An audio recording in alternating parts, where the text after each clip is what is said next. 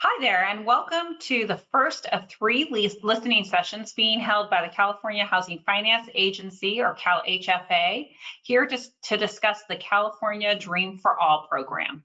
My name is Nicole Evans, and I'm going to help facilitate today's session. We're really thankful that you came and that you're joining us for this. We're really hoping that we can learn and hear from you today. We'll give a little presentation, but we're really want to hear from you. So the most of our time today is devoted to hearing from you. The first thing we want to do is give you, sorry about that, an idea of how this virtual session is going to work, just how to work this webinar. And then we'll go through and give you an overview of the program, the key requirements, and implementation goals. And then we're going to turn this meeting over to you. So before we get started, I want to share how the session's going to work. So as you heard, or hopefully have noticed, the session is being recorded. The recording will be posted on the CalHFA website in a few days, and you'll be able to access that and a transcript of this session and the other two that are to come. If you need technical assistance during this session, there is a link at the bottom, not on this slide, but the next slide. Actually, yeah, if we can go to slide 4, there is the link right here at the bottom of this slide. If you have any technical issues, you can get help there. And then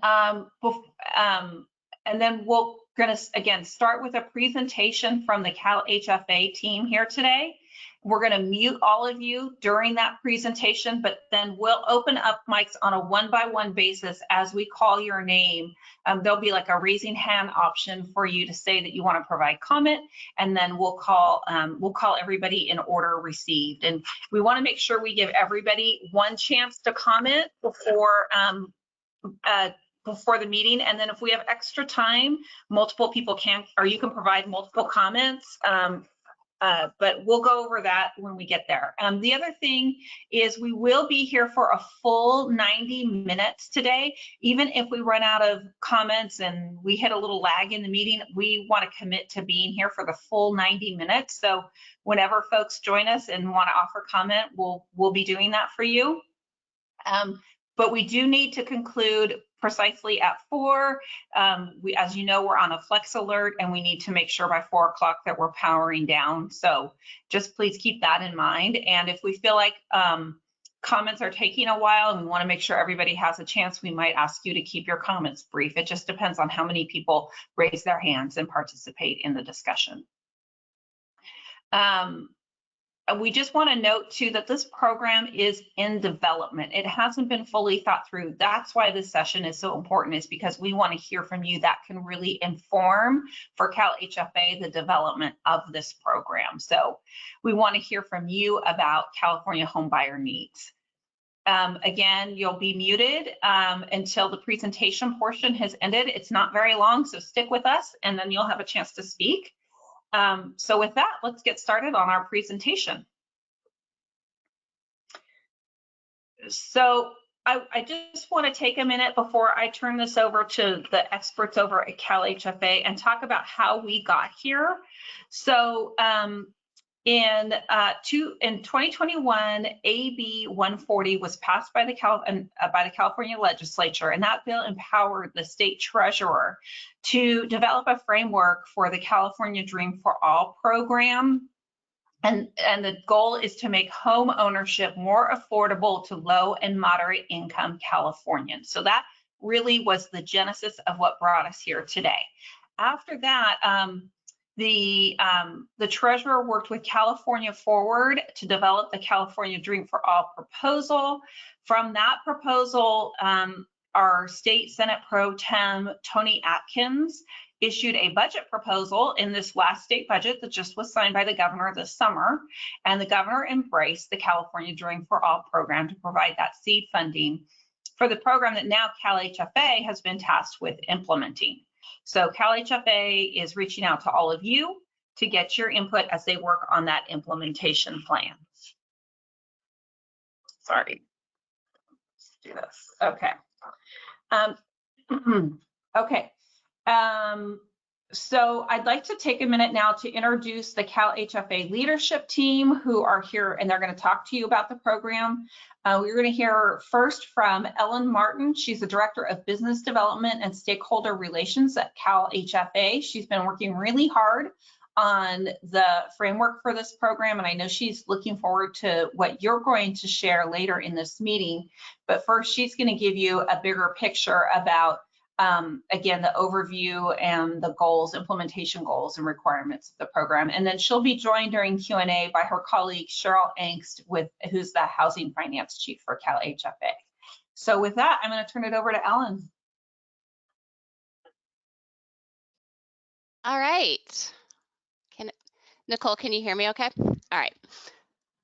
So thank you so much, Nicole. I'll spend just a little bit of time offering an overview of the California Dream for All program, starting with what a shared appreciation loan is, and then moving into the statutory requirements for the program. And then I'll end with a brief overview of our goals as we're looking at implementation of the program.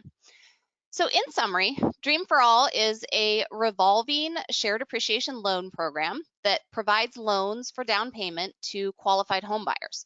So upon sale or transfer of the home buyer will repay that original down payment loan plus a share of the appreciation in the value of the home.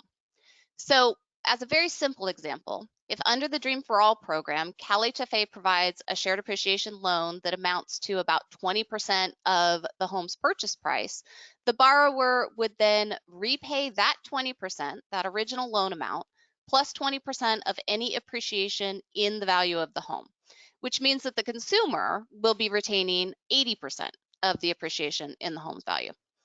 So if we could go to the next slide, please. So this slide talks a little bit about the typical features of a shared appreciation loan, which really have many similarities to CalHFA's existing down payment assistance programs. Like our current down payment assistance programs, these loans typically are subordinate to the first mortgage. We anticipate that the shared appreciation loan can be used to provide down payment assistance as well as to fund closing costs, again, just like our current down payment programs. And then finally, the loan comes due upon the sale, refinance, or transfer of the subject property, again, consistent with our current programs. So one big difference with the shared appreciation loan structure is that the cost to the borrower is effectively variable. With our existing My Home down payment assistance programs, we're charging a simple interest at a fixed rate of 1%. And Mark, my camera is on. Is there a problem with, okay, sounds like we're okay. So as I was saying, our existing My Home down payment assistance programs charge simple interest at a fixed rate of 1%. So under a shared appreciation loan structure, the effective interest rate on the loan would instead be based on the average annual rate of real estate appreciation. So over the long term, we know very well that real estate appreciation typically averages about 4 to 5% annually. But we also know that that rate can be extremely variable and spiky. In 2008, real estate values plunged by about 35%. Conversely, we saw a spike of about 40% between 2018 and 2021. So these examples are obviously outliers that are attributable to the great financial crisis and the COVID-19 pandemic, but they do help to kind of underscore how variable that home price appreciation can be, which we need to take into consideration and factor the implications that will have for our Dream for All borrowers. So this really helps to highlight some of the challenges with shared appreciation, which heretofore has not been a widely used approach to expanding access to home ownership at the scale that we're contemplating here. So California is certainly on the leading edge of innovation here, but we do acknowledge that this approach is unproven on a large scale. So as we move through the implementation process, it will be really important for us to be deliberate and to be thorough. And we are so glad to have the opportunity here today to hear from members of the public and other stakeholders whose input will really be critical to shaping this program. Can we go on to the next slide, please? Okay. So the 2023 state budget established the Dream for All program.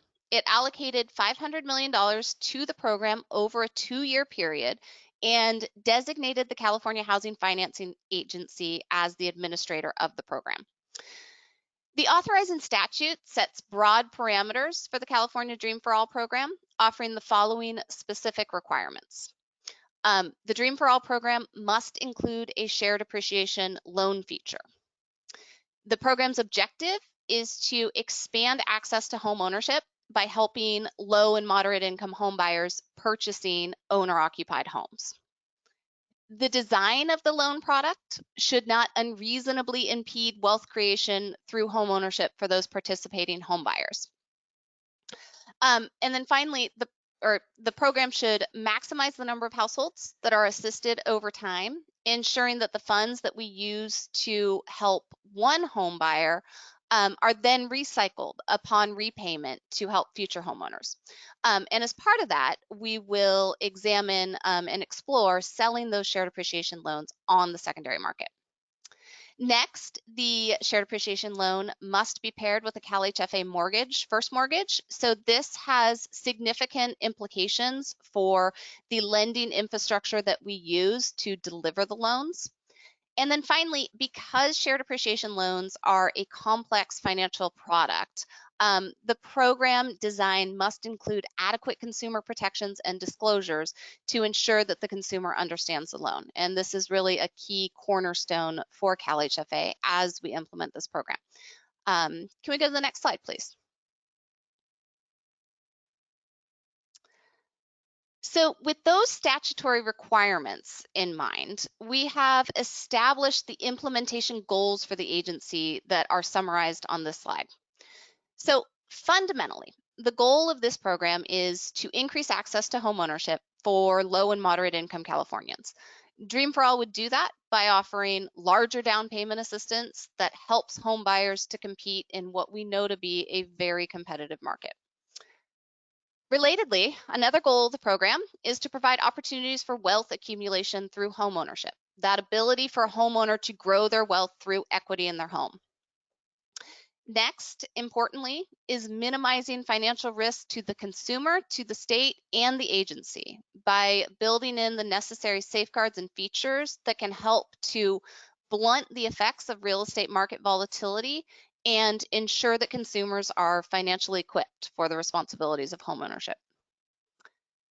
A key tenet of the Dream for All model is ensuring, as I said, that those funds are recycled, that monies come back to the fund, and that they do so at a rate that is sufficient to provide similar levels of assistance to future homebuyers.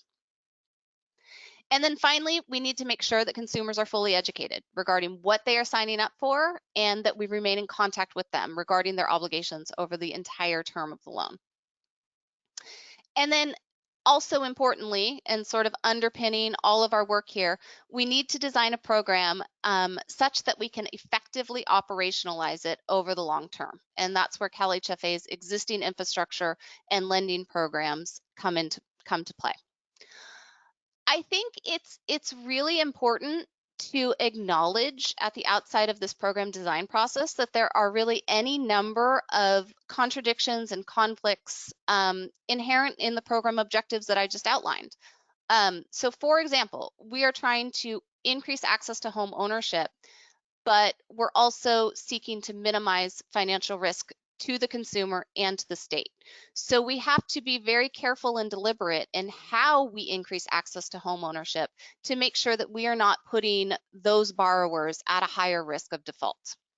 Similarly, the program is focused on increasing wealth, but we are also trying to ensure that the funds are recyclable. So certain provisions that we might put in place with this program that could create additional home equity for the home buyer could also reduce our program revenues and could limit our ability to sell these loans on the secondary market.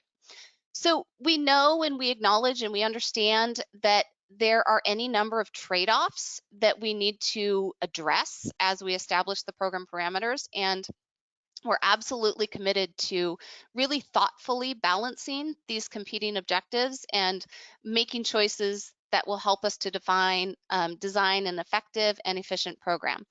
And we certainly look forward to hearing from all of you on this call on that front. So with that, I'd like to hand things back over to Nicole to introduce the public comment portion of today's call. Thank you, Ellen. That was a great overview. Hopefully that gave you more information for to think about and have that inform your feedback that you're going to provide to us now. So now we're going to hand the reins over to you, and we want to hear from you. Let me just talk a little bit about that before we start taking questions. The first thing is we are going to, like I said, use that raise your hand feature on the in the little box here on the GoToWebinar box, and that will let us know that you want to provide a comment. Our moderator, Courtney here, will call on you when it's your turn. We want to just remind you, always, please don't forget to unmute your speaker. If you're, please give us your name and any organization that you might be representing when you provide your comment. It's not required, but we'd like to hear it.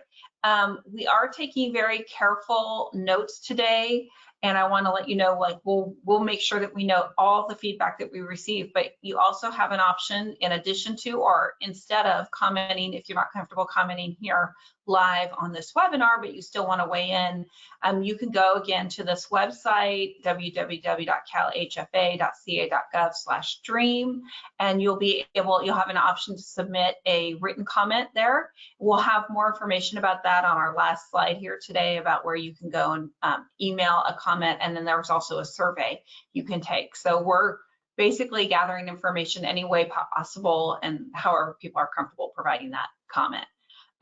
But if you are speaking today, again, also please keep in mind we're trying to limit comments to 3 minutes just to make sure everyone has an opportunity to speak.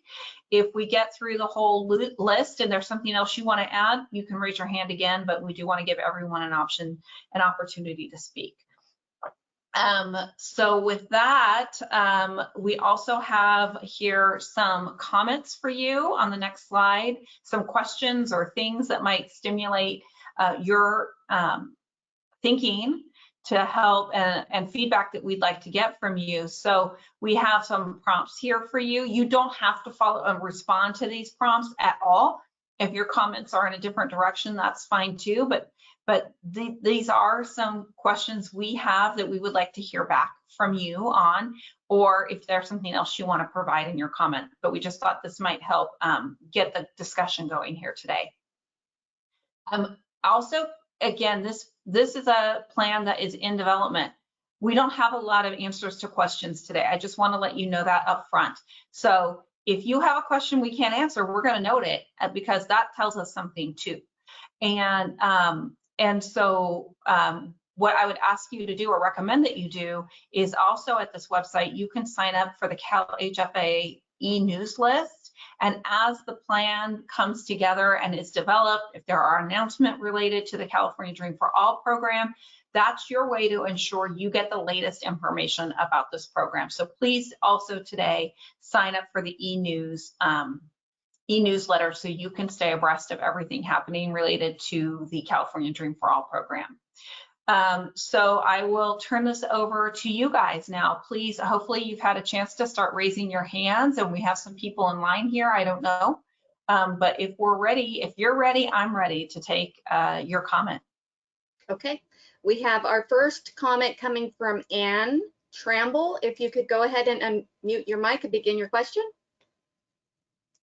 Hello there. Thank you for having me in this call. I appreciate it. I have a couple of concerns that I'd like to share, and that is, first of all, how are you going to enforce the repayment of the mortgage if, let's say, the first is going to foreclose? If we foreclose, usually that wipes out the second mortgage. Now, Fannie, Freddie, FHA, VA, they do not look kindly upon having deed restrictions that run with the land. Are you prepared to have the lien extinguished upon our foreclosure, or are you going to have it run with the land? Well, Anne, thank you for raising that issue. And I think you raise an important question for the team at CalHFA to consider and think about as they're developing the program. If there's any recommendation that you have along those lines that you'd like to share either now, but not to put you on the spot, if you want some time to think about it and submit it as an email comment, that would be great.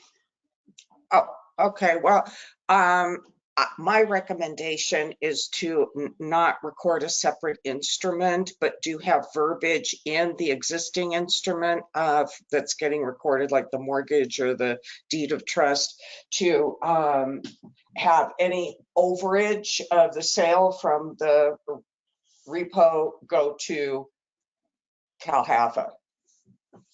Gotcha. Okay. Okay, that's really helpful, Anne. Thank you so much for that. Right, no problem. Okay, are we ready for another comment? Veronica Wilson, please unmute your mic now and go ahead with your comment. Good afternoon. Hi, Veronica. Oh, good. Can you hear me? I can. Thank you. Excellent. So good afternoon. My name is Veronica Wilson, and I work for the County of Mendocino Department of Social Services. I'm here in my capacity as a homeless service coordinator, and I wanted to provide a little bit of feedback from my own personal experience. I encourage the state to look into options for the home buyer to be able to pay off this loan over the course of their normal mortgage. Oftentimes we have seen that at the time of sale or loan payoff that the home buyer has a large amount that they have to pay out, comes out of the sale of their home. And locally we've seen it actually prevent folks from purchasing the home that they had intended in the first place. And so it's wonderful that it's available, but my concern is it's a large requirement there at the end. And I'm worried that people may not be able to have that and retain the wealth that they've built through home ownership. One other, not really a question, but maybe another comment.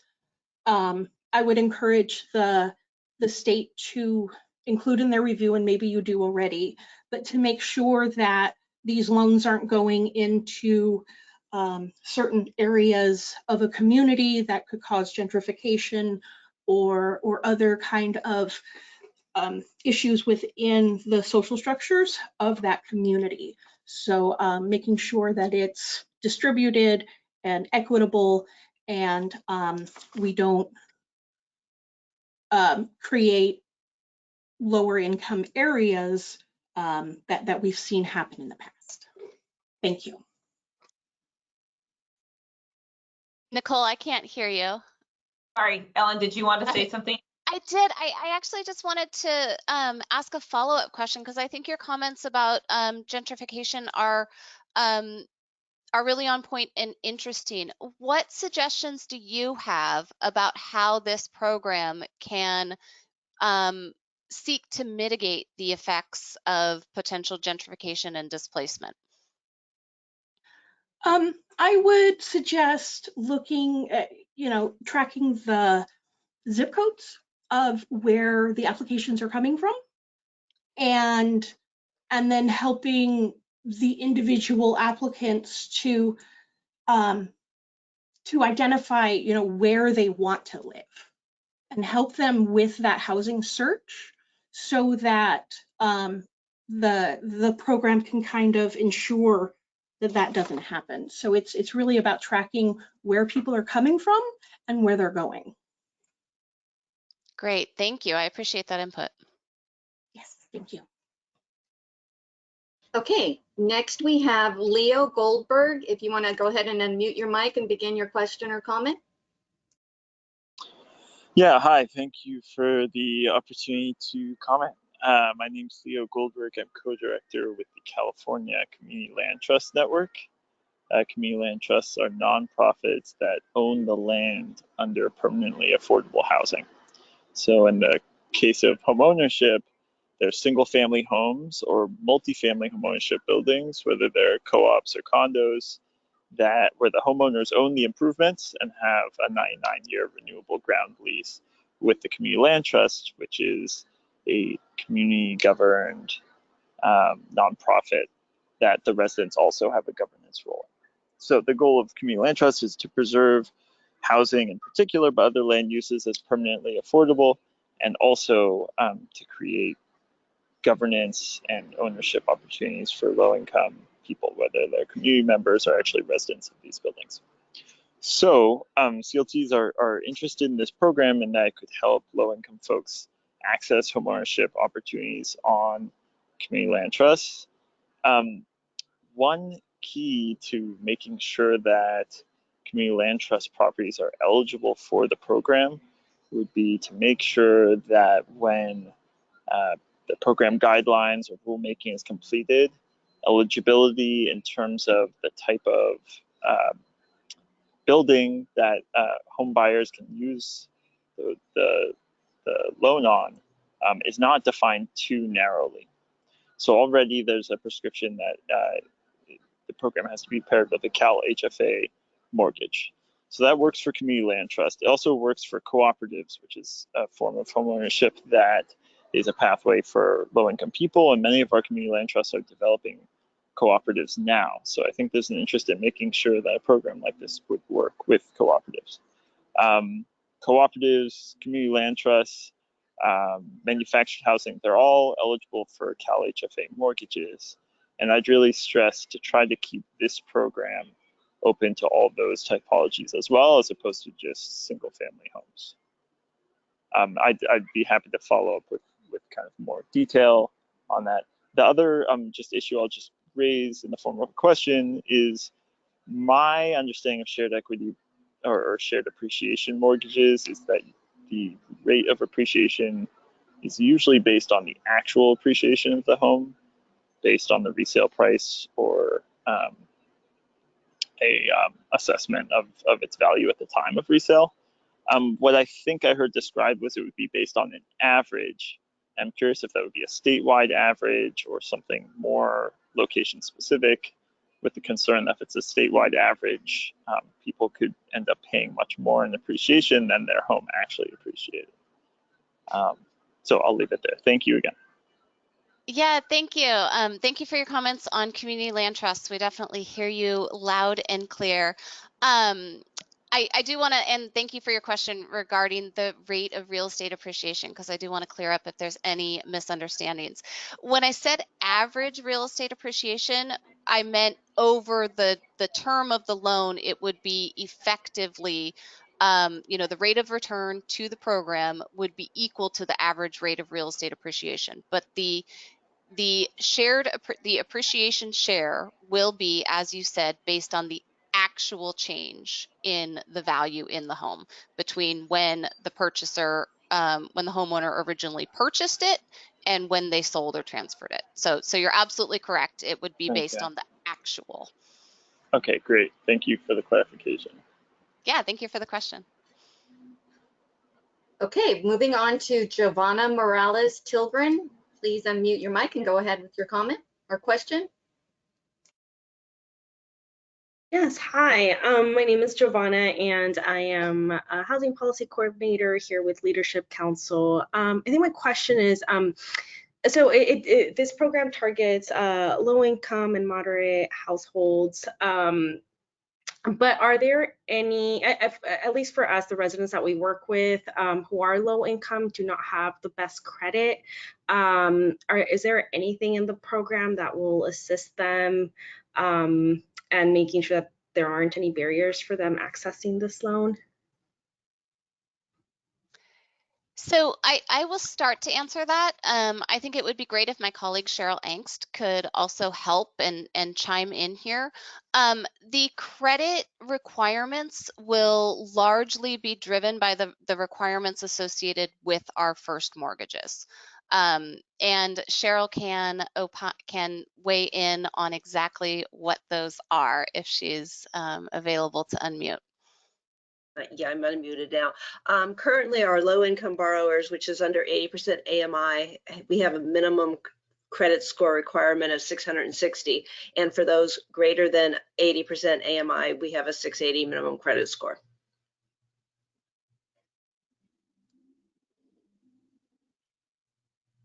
Thank you, Cheryl. Giovanna, does that help with your question or any follow-up? Yeah, no, thank you. I guess so if their credit is less than 660 for whatever reason, is there anything that's going to prevent them from, and I don't know if my question makes sense, I'm sorry, from getting the loan? At So- current, go ahead. No, go ahead, Cheryl, please. I was going to say, at current, these loans are all going to be sold to Fannie Mae, and Fannie Mae requires a desktop underwriter, and we don't see Fannie Mae approving anything with a lower FICO score or credit score than 660 anyways. All right, thank you. Okay, we're going to move on to Al Frierson. Your mic is unmuted. Please go ahead. I'm Al Frierson, a housing counselor with Richmond Neighborhood Housing Services. I had a question about the equity share. Would the equity share that's paid back be 20% of the equity plus the down payment? Yes. So the home borrower, 20% of the appreciation, not the equity. So the borrower would pay back their original principal plus 20% of the change in the home values. I got it. So that means that the down payment money goes back and then plus 20% of whatever the appreciation was? Correct. And I just want to emphasize that 20% I used as an example. We are looking to provide larger down payment assistance than our existing My Home programs, but what the actual percentage share of down payment and appreciation share has not yet been determined.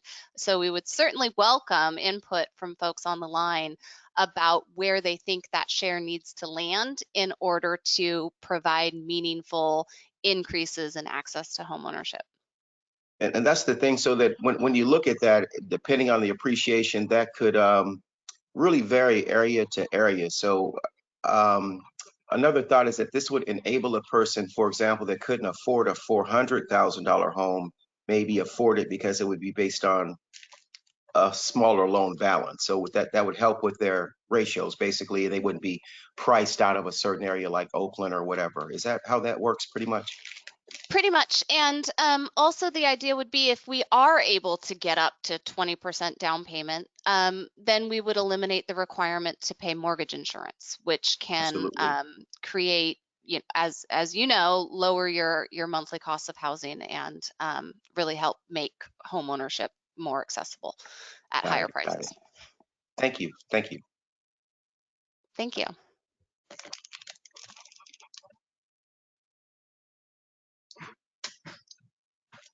Thanks, Al. Do we have any other questions, Courtney? We do not have any more questions or hands raised at this point. Okay, I think, there are a few items in the chat here, but I believe that we've addressed many of the issues that were raised already in the chat. So I think we're good on those questions, which means I'm going to put all of you on the spot again. And I'm just going to ask some of these questions here that were in our prompt and see if maybe somebody wants to offer thoughts about, this concept of trade-offs, right, on shared equity. The trade-off is we're working to preserve or build home ownership, right, for people, but we need this to be a sustainable fund. And so we want to find that right balance. And as Ellen said previously, like, what's that right percentage that provides like meaningful help to purchasing a home and ensuring that this fund can be sustainable so as many Californians as possible for as long as possible can benefit from this kind of a program. So that would be one question to throw out there. And then another is, and raise your hand if you have a thought on that, please. Another is, you know, we'd like to hear from you, like the strengths that you see in a shared appreciation program like this, and how we can leverage the strengths that exist with shared appreciation programs. So again, happy to hear your thoughts on that. I see there's a hand up, so I'm going to pause. Okay. Nicole, yes, Nicole, we have Bauman. Oh, I'm sorry, Courtney, you can take it back over. Sorry. Bauman, you had your hand up, but then you put it down. He did ask the question, what is the income requirement? But there you go. He's going to elaborate on that. Yes, hi. Thanks for the meeting. Just wanted to find out the income requirements to qualify for this program. So as I mentioned, we're still early in the design process, so those income requirements have not been finalized yet. CalHFA's income requirements for our existing down payment assistance programs are about 150% of area median income, and those vary by county, of course. So statutorily, CalHFA can provide assistance to low and moderate income Californians. So the upper limit of the assistance we can provide is to 150% AMI. And again, would certainly welcome input from those in attendance about what you think those the target income limit should be for a program like this, so that we are providing assistance to homeowners that are struggling to access home ownership.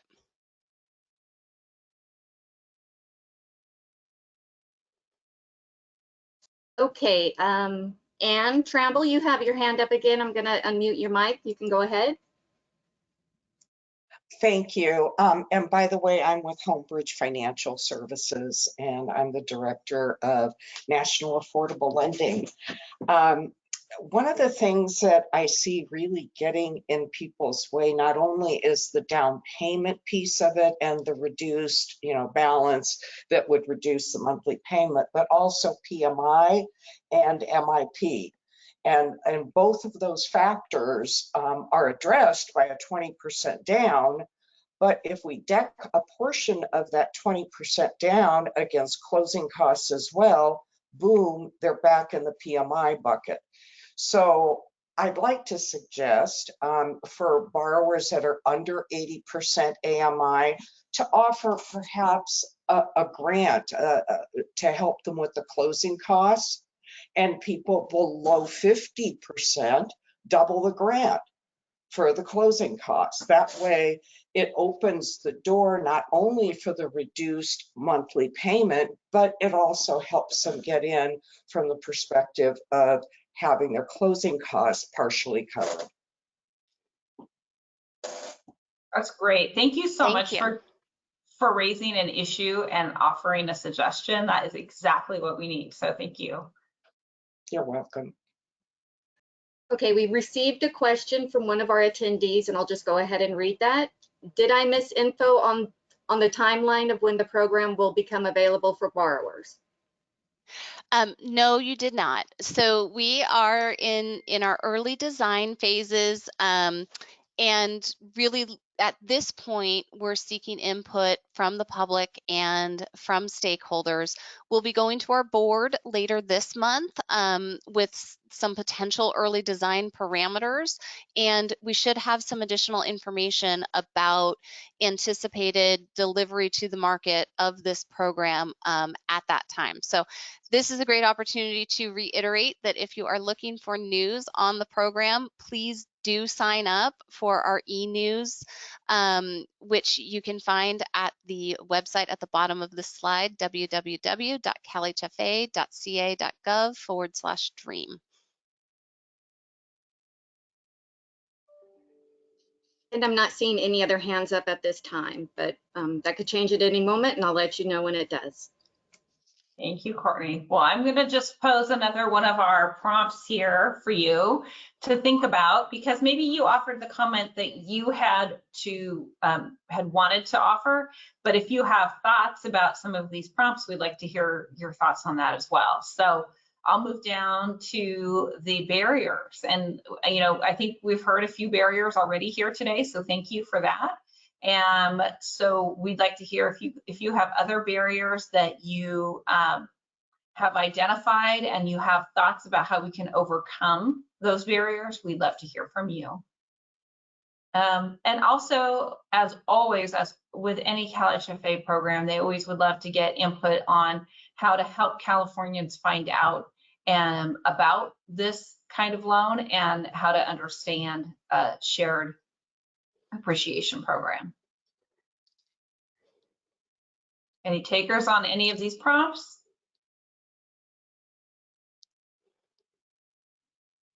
All right. Oh, there we go. Okay, we have a comment from Anna Cinto. I'm going to unmute your mic. Please go ahead. Yes, so can you guys hear me? Yes, Anna. Yes, okay. I'm gonna be honest with you. I am a little unclear of how this is gonna work. I don't want to say I don't like it, but if you told me, hey, for $1 million, I need you to explain this to a client, I wouldn't be able to do it. I wouldn't know, I wouldn't have the energy to convince them, but can you give me an example how this is gonna work? And maybe I need to go back and I need a little more help. But say the loan is 500,000. What are they benefiting with the loan? I know with the forgiveness program, the 10% down, I know how it's going to work. You have to stay in the property for 5 years. You're more likely going to pay taxes on the 5th year. I mean, I can explain that, but here I just can't. If I was the client and I told you to explain it to me, remember, I don't know anything. How would you at this moment explain to me something that you're creating that in my head I'm thinking, no, this is not going to work? Sorry. Well, I think I'm no, speaking for a few people because, I'm just trying to understand, like, if you, if the loan is 500, what is the benefit and what are what is the disadvantage of this program for the client too? okay, yeah, I'd be happy to address that. And thank you so much for that question. I love sort of that honest feedback and question. This is a very complex financial product. I will absolutely stipulate to that. And that's why you see us talking so much about consumer education and disclosure and why it has to be an absolute pillar of this program. Because shared appreciation has not been done at this scale before, and people who have tried it find that consumer education and disclosure is one of the major challenges. So we know that that's a huge topic. So kind of going back to sort of the very basics, if I were a homeowner, and the numbers I'm going to use right now are all entirely hypothetical. So I will just say, let's assume that under the Dream for All program, we can provide a 20% down payment, and we would share then in 20% of the appreciation in the home. So if a home buyer who is purchasing a $500,000 unit got down payment assistance through this program, we would offer them a shared appreciation loan of $100,000. So let's say then that they keep that loan in place for a 15-year period. And on average, they see 4% appreciation over that 15-year period. So in year 15, their house is going to be worth about $900,000 when they go to sell it. So when they sell that house, they're going to pay us back the original $100,000 that we funded, and then they're going to pay us 20% of the appreciation in the home. So they're going to pay us an additional $80,000 for a total of $180,000. We'll go back to the Dream for All fund, and then we'll use that money to help the next home buyer fund a 20% down payment on, what would be a median priced home at that time. Does that make sense? Does that help? Yes, yes, yes, that makes sense. No, I got it. Okay. Thank you so much. But Ellen, also, I remember you mentioned to me, it's not just the home sale, it could be if you refinanced your home. Correct. Yeah. Yeah, so the loan would also be due on any cash out refi or other transfers of the home. Those would also trigger a repayment event. Okay, next we're going to Veronica Wilson. You have your hand up. Your mic is unmuted. Please go ahead.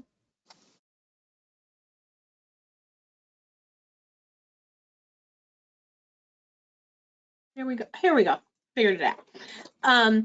So I had some ideas regarding marketing of this program.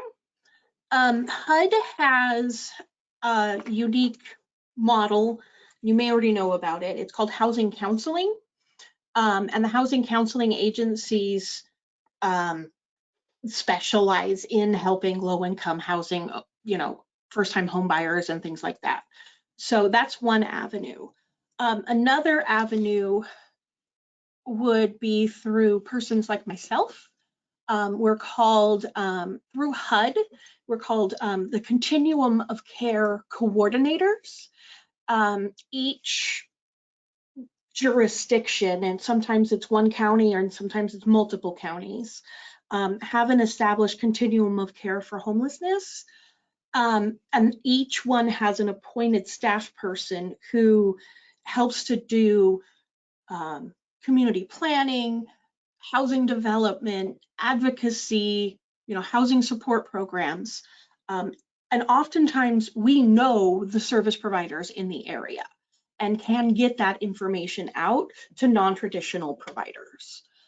One other avenue would be with housing developers. Locally, we have the Rural Communities Housing Development Corporation, or RCHDC. They own and operate a lot of low-income housing apartment complexes, but they also do the sweat equity program, where families can build their own home. And so collaborating with those kind of agencies could get you a larger pool of interested persons. And those are my ideas. Thanks. Veronica, thank you so much. That's great insight. We're moving on to Al Frierson. Please go ahead with your comment. Okay, got it. Let's see here. Get off mute. I can hear you, Al. Got it. A couple of things. In some areas, for example, I will use Oakland as an example. The average income is a little tough for a person to afford. And then when you equate the average income with that average credit score, it's lower than the qualifications that we have for the loan. So one of the ways to combat that would be to stress the importance of financial literacy and that type of education like we do with our counseling. But that's going to be another factor, is that the people that we're wanting to help, certain income levels, I would say between 30 and 50, the average credit score is about 640. So these are things that we're going to have to really focus a lot on, along with the education, is things like really focus on improving credit. And a good thing about this program is it means people won't have to leave the neighborhoods they're already living in when it takes time to buy. They won't have to move, like 200 miles away and that sort of thing. So there's a lot of positive that I could see with the program. And one other thing is that in a rising rate environment, it could inhibit that recycling of the money, because as the rates go up, it's going to affect the affordability and everything. And that could be a change, like now where we're going to see rates probably get to 7 or 8. And before that was predatory, right? But that's another thing to consider, is rising rate environment and what we can do to offset that. Not really offset that, but how we can combat that. And that's pretty much it. That's all. Thank you. That's great feedback, Al. Thank you. Okay, we did receive a written question, which I'll go ahead and read out loud. Regarding the scenario previously discussed, is the 20% shared appreciation after the original 20% is deducted, or from the total appreciation before the 100K is subtracted? Okay, so I think I understand the question. It would be based on the total appreciation before the 100K is subtracted. So in the example I cited, you bought the house for $500,000, you're selling it for $900,000. The appreciation share would be based on the difference, so the $400,000 difference between what you bought it for and what you sold it for. Okay, and we have another question from Ann Tramble. Please go ahead with your comment.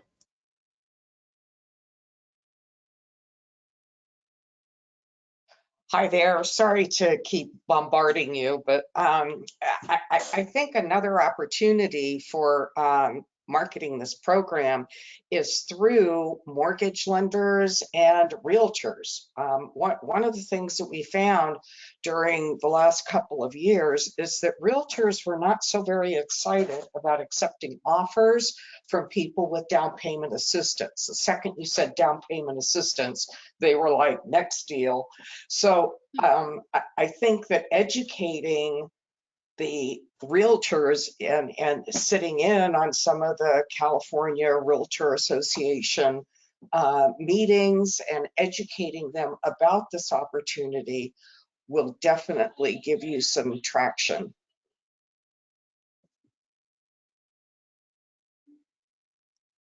Yeah, thank you, Anne. Realtors are an important conduit to the homeowner, the future homeowner. Thank you. Okay. Anna Cinto, your mic is unmuted. Please go ahead with your comment. Yeah, to answer the lady who was talking about realtors, to be honest with you, we're not interested. I mean, I asked about 100 people to get in this meeting. Nobody came. You know, realtors, like you said, they want to run away from it. You know, they run away with BMI. They don't want to deal with this, you know, because they go, no, we don't want the government, you know, shutting the deal halfway. I mean, most of my clients, they're through the down payment assistant, and people go, I can't believe you work with these people. I go, hey, you know, it takes a little bit longer, but I want to, you know, I want to feel good what I'm doing. You know, I don't make a lot of money. Of course, I'm not selling $2.5 million homes, but I know that I'm taking care of people, and I want people to have ownership, you know, and I believe in that. But I also don't want to get them in something that is not going to work out. Like, I'll be honest, thank you for clarifying that question I asked, but I wouldn't push them for this. I did push about when that program came out on May, I pushed over 500 people, you know, hey, check the program out. You know, you don't have to go through a house lender, you know, go through somebody through guarantee rates. You know, I'm always promoting, you know, nonprofits, but some people don't want to deal with it. And sometimes people don't want to go do the work. You'll be surprised.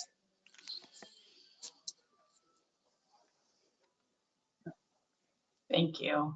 Thanks, Anna. Okay, it looks like Kathy York, you have your hand up. Please go ahead with your comment. Just unmute your mic and you're good to go. Can you hear me now? Good. Last time they couldn't hear me. Actually, today I was at the Board of Realtors and I did a presentation on the existing forgivable program. A lot of them did not really know too much about it. As we know, some of our old schools out there have the word CHDAP in their brain, and when the meltdown happened, the investors were backing out on CalHFA. CalHFA was not backing out on them. It was actually the program. And then you guys came out and with CAR and did a presentation on the program, and you gave them a lot more access to how that you changed your program and how they can verify that these loans do go through fast. Have we suggested that maybe we can throw this program out there when it does come out, in their opinion? Because today it was overwhelming of what I had provided them, and I had invited several of my loan officers and realtors to this event that I work with on a regular basis. Also, I have a home buyer that we did a program for him 2 years ago in a condo, and his girlfriend is now, going to have a baby. They were able to come out with $133,000 in equity and buy an actual house instead of a condo. So as everybody knows, I've been doing the program for years, and there was a lot of negative about it, but I think that we need to go in and give the potential of the goods and keep it where you guys have contained it with people who know how to do the program and get it done, because we could ruin a borrower's dream by not doing this program correctly, explaining it correctly, and giving them the wrong direction. That's my comment. It's, you guys probably don't want to hear. Thank you. Thank you, Kathy. And Nicole, go actually, so I'd like to just make a really quick comment. And I'm so interested in more feedback on this front. But I think from a realtor perspective, if I were a realtor and I had a home buyer who was able to access large down payment assistance, that could really change the economics of the deal. And that could open up additional inventory for borrowers who would otherwise be priced out of the market because they didn't have a large enough down payment. So I think I just want to say that we certainly would love to continue this conversation with the realtor community, make sure that we're communicating what this product is and how it works and how very easy it will be to partner with our lending community and tie this to a first mortgage. But I really appreciate the feedback that we're getting. It's great to hear. I'm not seeing any other hands raised at this time, but I'll let you know if that changes. Thank you, Courtney.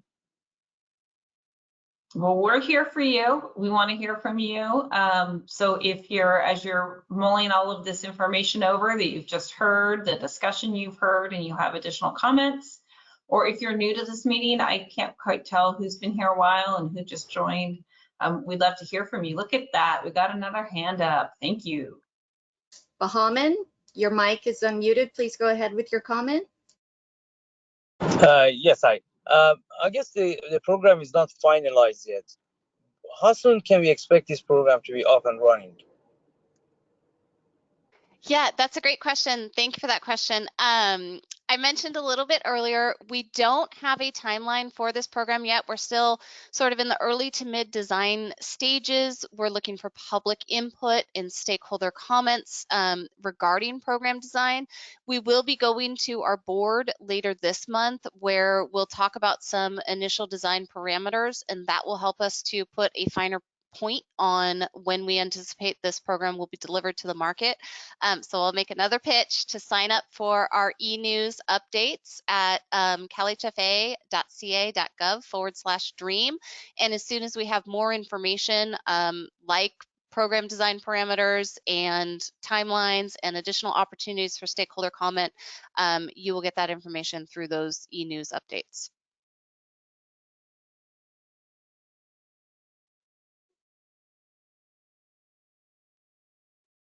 Okay, no further hands at this time.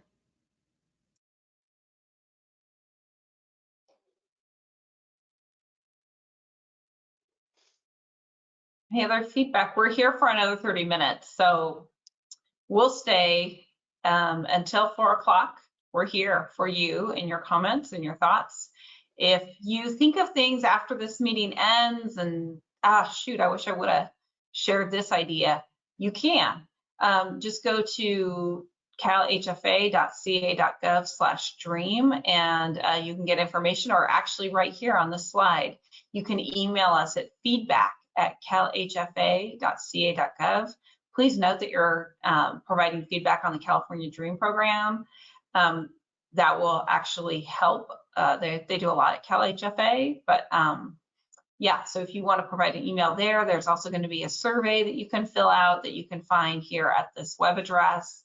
So many opportunities for you to weigh in and provide your input. It really does help Ellen and her colleagues when they build out this program, and when they go to the CalHFA board, the board will know that, you know, that was informed by the plan they present. It was informed by the input you're providing here today.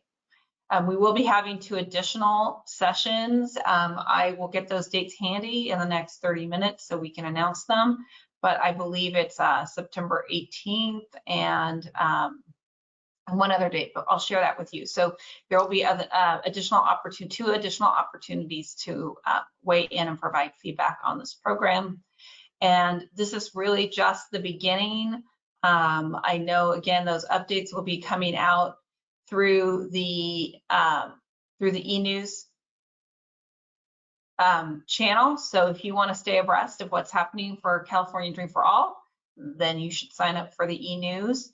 September 20th is the other date that we're having a public listening session.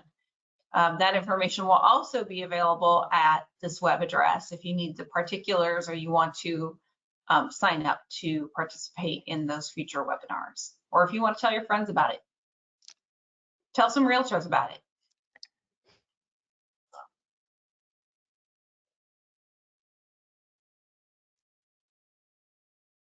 Well, we'll hang here for the next 28 minutes.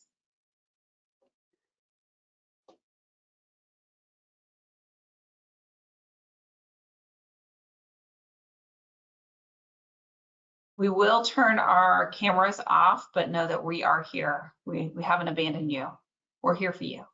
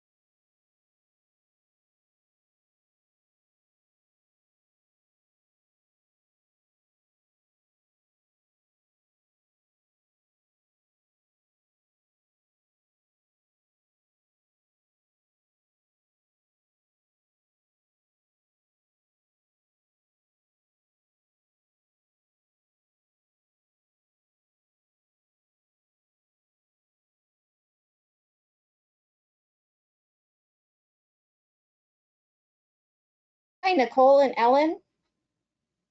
We did receive a written question that I'll go ahead and read out loud right now for the group.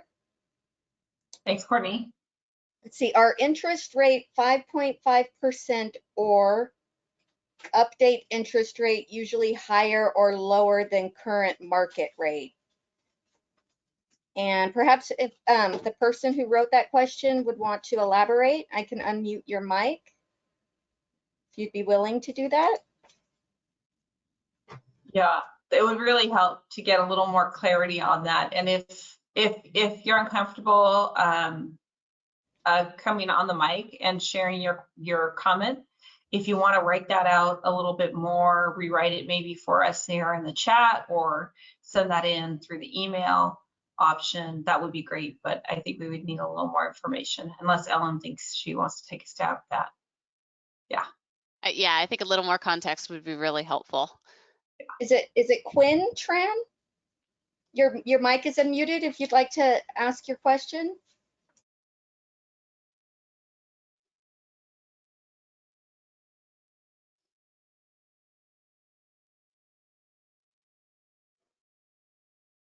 And we can't hear you, and we'd love to hear your question. If you're having trouble finding a way to unmute yourself, there's a red microphone in the corner of your screen, and if you click on it, it will turn green, and you will be able to ask your question. We can hear you.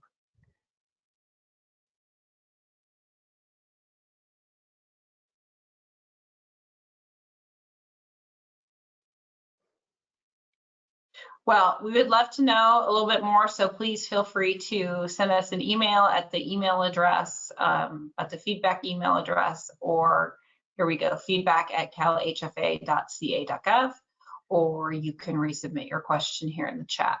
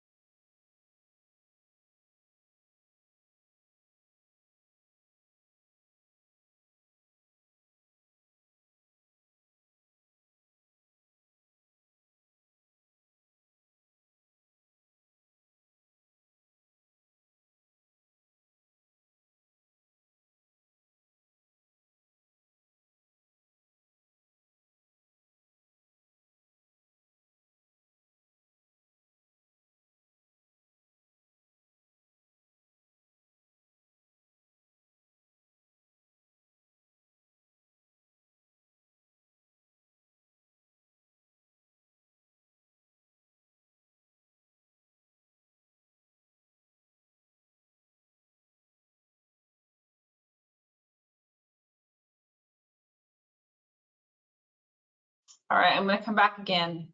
I have to admit it, I'm uncomfortable with silences. So, I'd love to hear from you guys. I'd love to get your input, your thoughts on these prompts here that we had asked earlier about barriers, about the benefits, about outreach.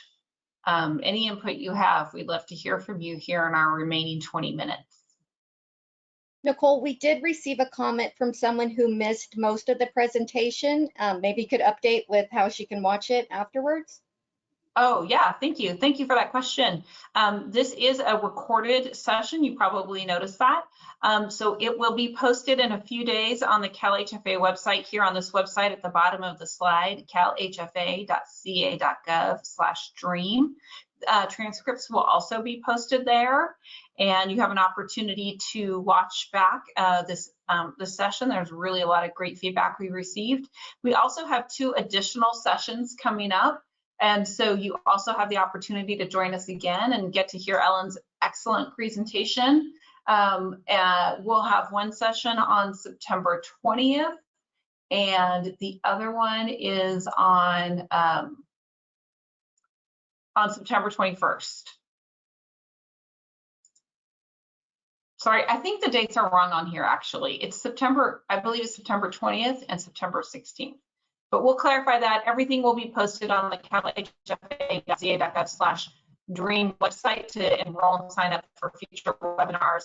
Also encourage you to sign up for the e-newsletter so you can get information on the latest breaking information related to the California Dream program, California Dream for All program. So please do that as well at that website. And if there were questions about timeline questions will be addressed in the future through that e-news mechanism. And yeah, confirming they are September 20th. That session will have a tribal focus, I should let you know. And then September 16th also will be the other session. September 16th is going to be at 1 p.m. And on the 20th, it will be at 1 p.m. as well.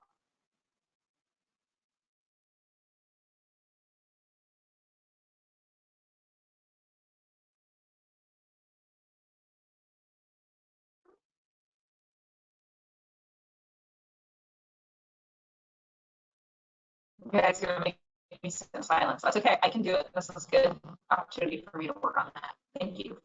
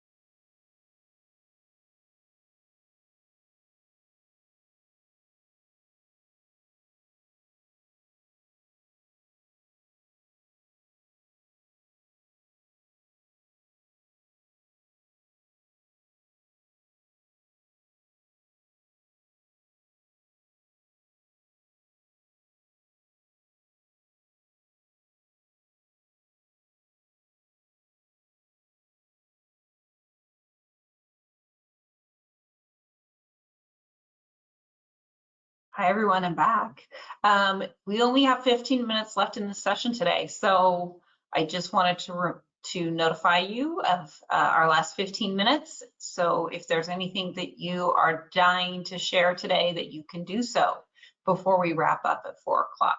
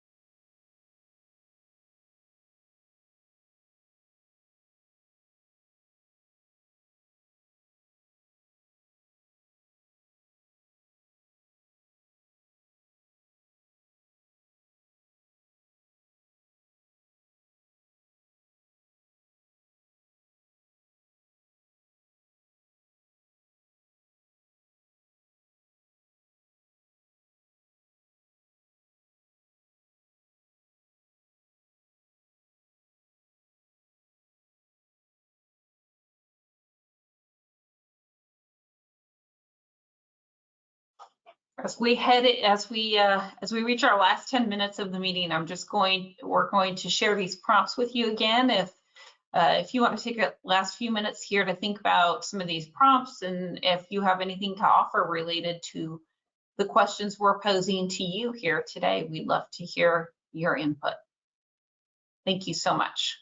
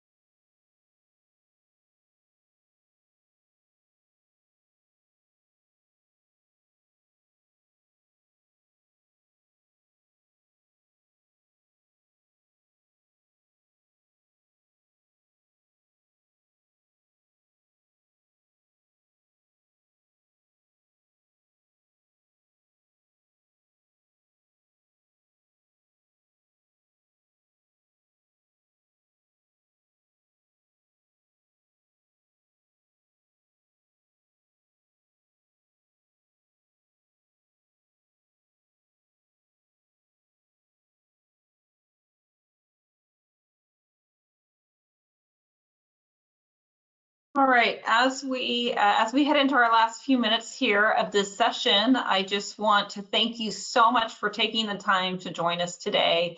We really appreciate it. We really appreciate all the feedback that everybody has provided.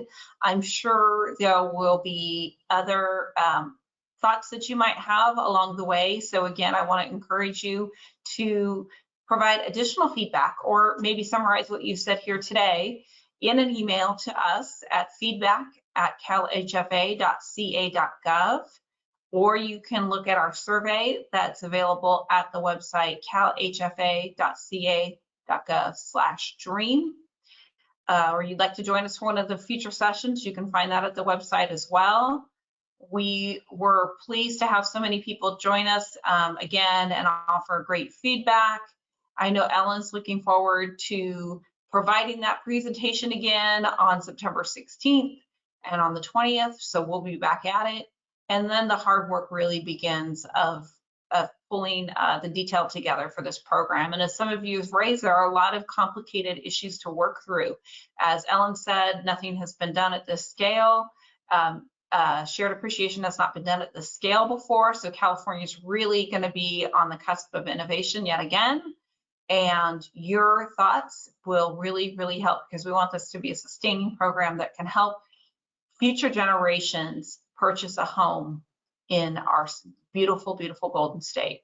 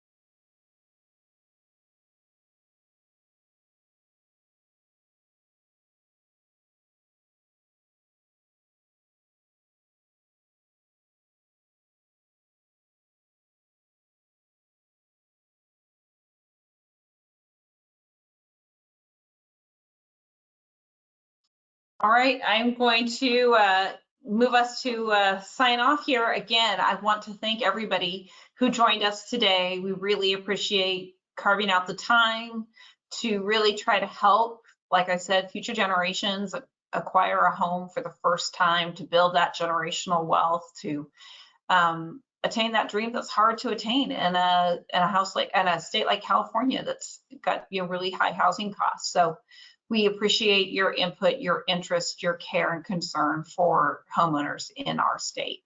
And we look forward to hearing more from you in the future. And we'll keep you apprised and in the loop through our e-newsletter.